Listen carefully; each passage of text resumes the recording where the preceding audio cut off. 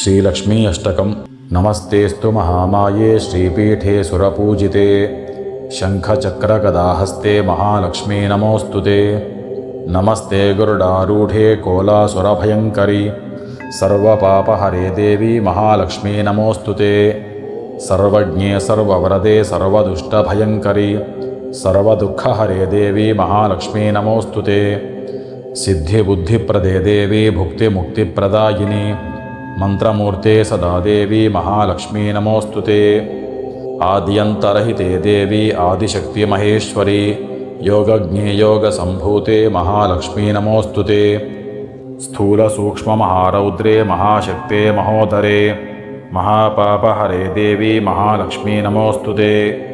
पद्मासनस्थिते देवी परब्रह्मस्वरूपिणी परमेशी जगन्मातः महालक्ष्मी नमोऽस्तुते। श्वेतांबरधरे देवी नानालङ्कारभूषिते जगत्स्थिते जगन्मातः महालक्ष्मी नमोऽस्तुते। महालक्ष्म्यष्टकं स्तोत्रं यः पठेद्भक्तिमान् नरः सर्वसिद्धिमवाप्नोति राज्यं प्राप्नोति सर्वदा। एककालं पठेन्नित्यं महापापविनाशनं द्विकालं यः पठेन्नित्यं धनधान्यसमन्वितः त्रिकालं यः पठेन्नित्यं महाशत्रुविनाशनं महालक्ष्मीर्भवेन्नित्यं प्रसन्ना वरदा शुभा।